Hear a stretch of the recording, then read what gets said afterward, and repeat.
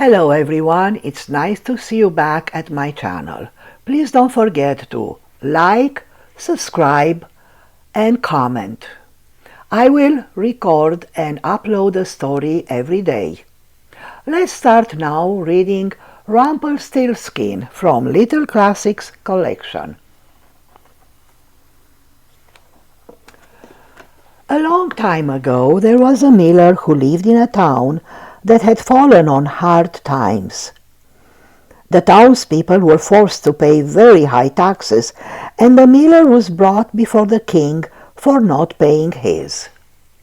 "Please, your majesty," pleaded the miller, "I have a daughter who can do the most extraordinary thing.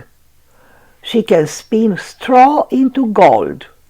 I can bring her to you if only you will forgive me." "This is very interesting indeed," said the king. "Bring her to me and you will be forgiven." The miller regretted his words as soon as he had spoken them, but it was too late. The following morning his daughter was brought before the king. The king placed her in a huge room filled with straw and said, "Spin this straw into gold, or you and your father will be sent to prison." Then the king locked the door behind him and left the girl alone with the many heaps of straw. The girl wept and wept. She couldn't spin straw into gold. What was she to do? She didn't want her father thrown in prison. There seemed to be no way out. Suddenly, through her tears, the girl noticed a small figure standing in the shadows in the corner of the room.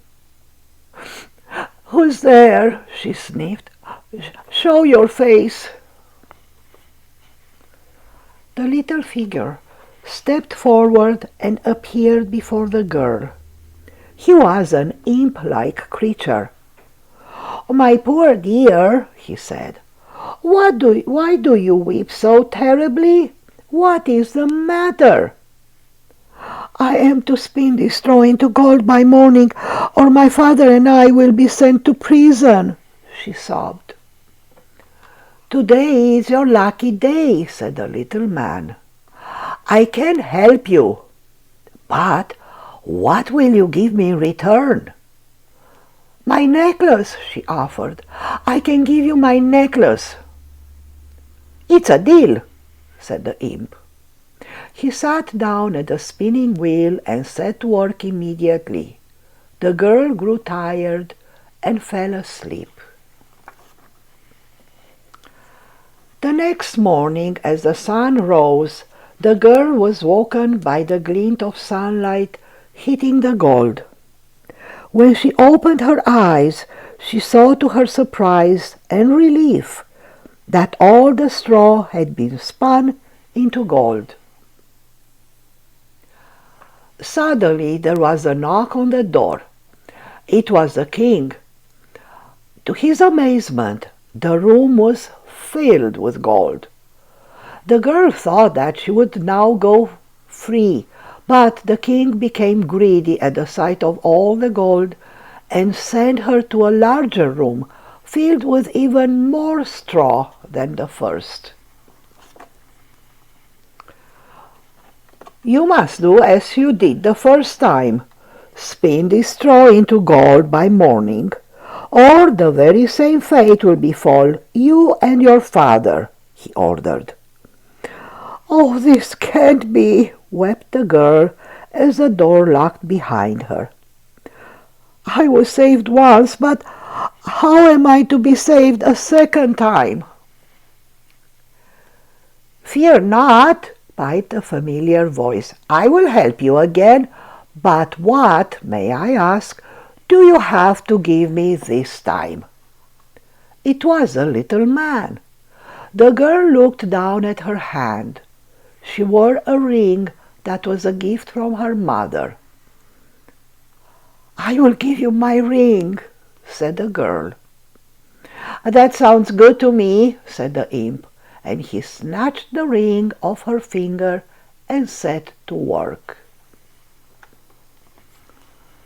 When the girl awoke the next morning, she was again relieved to find that all through the room was bigger and there had been more straw than the first time. Every last piece of straw has been spun into gold once more.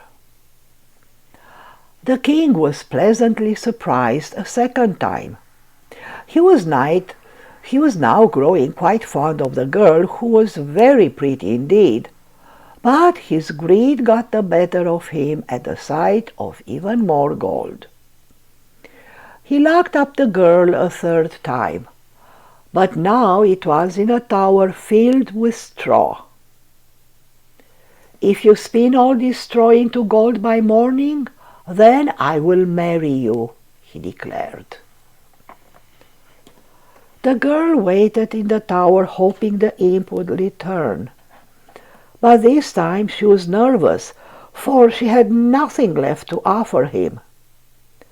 After a long wait, than the previous nights, the little man appeared in the tower. "Oh, please help me," she pleaded. "What will you give me?" asked the imp. "I don't know," said the girl sadly. "I have nothing left to give you." "Then you must give me your firstborn child after you are married," said the imp. Reluctantly, the girl agreed. When the king returned in the morning to find the tower filled with gold, he turned to the girl and said, "Can you ever forgive me? I have been so greedy. Please be my wife." The two were married shortly afterward and lived together quite happily. Several years passed. The girl, now queen, forgot all about the imp. One night, as she rocked her firstborn child to sleep in her arms, an unwelcome visitor appeared before them. "I have come to collect what is mine," declared the imp. The queen pleaded desperately and offered him all the riches in the world, but to her horror, nothing would satisfy him. As the queen wept before him with her baby in his arms, the imp proposed a game. "You may keep your baby," he said, "only if you can guess what my name is. You have 3 days' time." And with that, he disappeared. The queen was very upset, but she knew she had no time to waste. She set to work and wrote down every name she could think of. Then she sent a messenger across the land to gather names from far and wide so that none would be missed. The next day the little man returned and she read her list aloud. Simon, William, Louis, Jack, Barney. But none were the name of the imp. 2 more days, he cackled as he turned to leave. The queen sent out several messengers to visit towns far and wide and take note of every last unusual name. They wrote them all down for the queen, who recited the list on the second night to the imp. Frumberbund, Tuliobi, Babbaruba. "Ha! Not even close," said the little man, holding his belly and laughing. By now the queen was beginning to lose hope. She urgently sent off the messenger a third time. That evening one of the messengers returned with an odd story. "I was traveling through the woods when I heard the sound of someone singing. I stopped and peered through the trees and saw a strange little man dancing around the fire and chanting, "Ha, ha, ha, the queen will never win. She'll never guess I'm Rumplelstiltskin." When the imp returned, the queen continues to pretend that she didn't know what his name was. "Is it Scalabaster?" she asked. "No, that's not my name," scoffed the little man. "Is he Hairy Larry?" she asked. "Not a chance," said the imp as he danced around gleefully. "Then it must be Rumpelstiltskin," said the queen. "What?" he hollered. "But how? Evil woman!" Rumpelstiltskin was furious. In a fit of rage, he vanished in a puff of smoke, and all that was left of him was a feather from his hat.